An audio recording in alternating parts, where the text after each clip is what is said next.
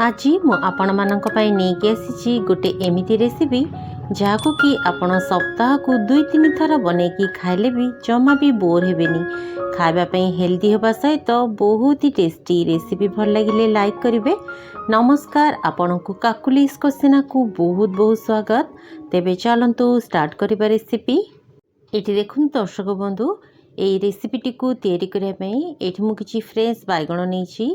बैगणर डेम्फ को काटिकी बैगण को आम ये छोट छोट पीस रे काटिकी नहीं जिबा। ता सहित ये देखंतु मु छोट खंडे कखारु मध्य नेछि। कखारु को मध्य आम छोट छोट पीस रे काटिकी नहीं जिबा। आपण ए रेसिपी रे आपणकर जेकोसी मन पसंदर परिबा नहीं परिबे। तो देखंतु कखारु को मध्य मु छोट छोट करिकी काटिकी नहीं गली। ता सहित ये देखंतु मु किछि छुई नेछि। छुईर आम चोपा छड़े दबा। चोपा छड़ेकी छुई को मध्य आम ये मीडियम साइज रे काटिकी नहीं जिबा। तेबे दर्शक बंधु, आपण माने ए वीडियोटी को क्यों जगह देखुछंती निश्चय मते कमेंटे जणेबे, जहा फल रे मु आपन को धन्यवाद दे परिबी। तो देखंतु ता सहित आलू को मध्य मु छोट छोट करिकी काटनी गली। तो देखंतु सबतक परिबा को आम धोई दबा। एबे चलंतु गैस उपरे गोटे कड़े बसेबा। एटी देखंतु गोटे कड़े रे मु पाखापाखि अध गिना मुग डाली नहीं। एटा कंचा मुग डाली। गैस रो फ्लेम को आम हाई रे रखिबा और डाली को बढ़िया लाल हैला पर्यंत भाजी देबा। मुग डाली को भाजिकी नियंतु, देखिबे बास्ना बहुत ही भल लागिबो। तो देखंतु डाली को मु भाजिकी बाहर कर देली। सेई कड़े रे आम पाखापाखि 2 ରୁ 3 ग्लास पानी दे देबा। आपण डाली और परिबा को देखिकी पानी देबे। तो देखंतु पानी टिके गरम हो गला परे आम मुग डाली को धोईकी नहीं आसवा। आउ धोईकी रखिथिबा ए डाली को पानी रे दे देबा। गैस रो फ्लेम हाई रे अछि। तो देखंतु डाली को प्रथमे आम भल भाव में गोले दबा।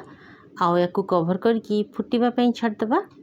तो देखंतु किछि समय पर डालीटा फुटिबा स्टार्ट कलानी। एबे आम लिड टी को काढी दबा। आउ जो परिबा गुडी को काटिके रखिथिले सेई परिबा को ऐड कर दबा। एठी मु आलू, बैगण और कखारु को दे देली। छुई को मु ऐड करेनी। छुई टिके परे पकेबा, कारण छुई जल्दी फिटिजिब आउ तरकारी मिसीजिब। तो देखन दर्शक बंधु, एबे आम ये स्वाद अनुसार लुण आउ हल्दी पाउडर देदेबा। आउ ए सबू को प्रथमे बढ़िया भाव में मिक्स करदबा। ये देखंतु सबू को गोले देला परे याको आम कवर करदबा। गैस फ्लेम हाई रे अछि। टिके परिबाटा फुटीगला परे गैस फ्लेम को मीडियम रे करदेबे। तो देखो दर्शक बंधु, पाखापाखि 5 मिनिट पर मु कवर खोलिली। परिबा गुड़िक पानी रे फुटिबा स्टार्ट कलानी। तो एबे आम ये काटिकी रखिथिबा छुईटी को एथिरे ऐड करदबा। तेबे आज आम बनेबा बहुत ही हेल्दी और टेस्टी मुग संतुला। आपण माने जदि ए मुग संतुला को केबे बने नांती ताले थरे निश्चय बनेकी देखंतु। खाइबा पई हेल्दी होबा सहित बहुत ही टेस्टी ही थाए। एटी देखो दर्शक बंधु, छुई देला परे आम आपको पुणी थे कवर करके पाखापाखि 10 मिनिट पई छाड़दबा। 10 मिनिट पर ये आप देखिपे दर्शक बंधु, मु कड़ेर लिड खोलिली। देखिपे आपण डाली परिबा सबू बढ़िया भाव में सीझी जाइए।